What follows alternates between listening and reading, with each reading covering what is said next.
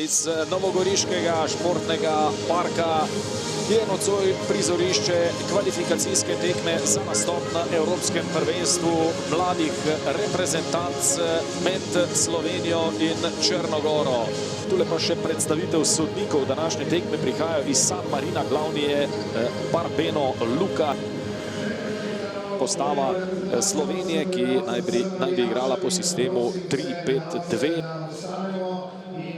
Postava, s katero bodo Črnogorci tekmo začeli. Slovenci so krenili sredine igrišča, naši fantje v svetlejši opremi. Andrija Vukčević podaja v kazenski prostor, nova priložnost za Črnogoro. Roganović na rob kazenskega prostora, poizkus glavo je bil to. Lepo zdaj Janez Pišek proti Tučiću. Tučić je poizkusil, prvi strel, ki je šel v okvir vrat stare celine. Tole je priložnost, odličen poizkus Janeza Piška. Žoga je letela proti levemu zgornjemu kotu. Pišek je iskal gliho na levi strani. Je to zdaj lahko nevarnost. Tučić poizkuša, še enkrat bo ustrelil Tučić. Močno, prek vrat, vseeno pa dovolj dobro za aplavz. Drugi polčas kvalifikacijske tekme za nastop na Evropskem prvenstvu mladih reprezentanc Slovenije in Črne gore. Po prvih 45 minutah 0-0. Zdaj videti pripravljena tole. Kakšna priložnost zdaj za Črno goro. Najlepša na tem srečanju. Z glavo je poizkusil Nikola Krstović. Še enkrat brez kakršnekoli nevarnosti za črnogorskega vratarja, zato pa zdaj zadetek Mlakarja. Krasen gol! Izjemen zadetek Jana Mlakarja in Slovenija je zdaj praktično iz nič prišla do zadetka. Kako je z levico našel prostor v desnem spodnjem kotu gola Matije Šarkića. Jan Mlakar, zares izjemen zadetek, njegov drugi v teh kvalifikacijah, zabil je že v Luksemburgu v Ajdovščini.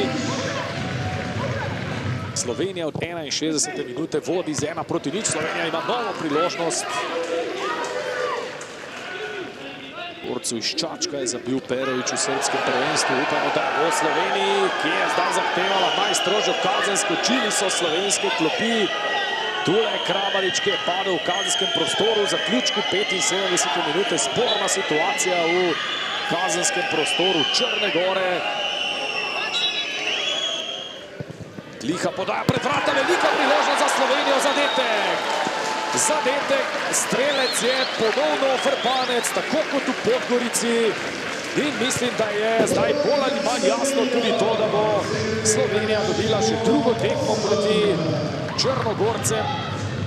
Tule je slovenska klop, ki je skočila, pripravljen je za vstop Kenan Fatkić, ki bo dočakal debut v mladi reprezentanci.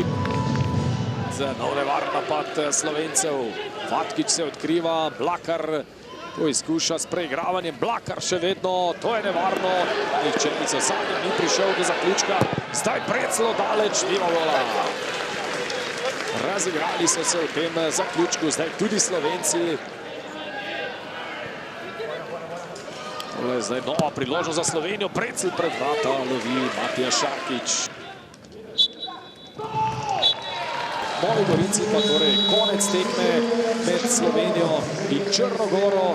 Mlakar in Vrbanec rezervista za zmago Slovenije proti Črni gori z 2-0. Francija vodi z 12 točkami. Na drugem mestu v skupini je Slovenija z 10. Črna gora ostaja na zadnjem z eno samo točko. Bili smo res disciplinirani, vedeli smo, kako moramo igrati proti tem nasprotniku in potem, ja, menjave so se pač izključile za dobre, tako da sem vesel. Zdaj imamo 10 točk iz 4 tekem, mislim, da je to zelo dober rezultat. Ta dva moja zadetka mislim, da sta samo plod naše igre in da igramo kot ekipa dobro. Ja, vsekakor se v drugem polčasu nekoliko pozna že utrujenost.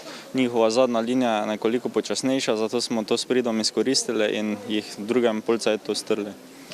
No, mi pač igramo na en način, ki ki nam omogoča s tem igralskim kadrom. Mi smo igrali brez 5-6 igralcev, tukaj če ne igraš defenzive, ne moreš na tem nivoju enostavno preživeti. Prvi polčas nam je vedno identičen.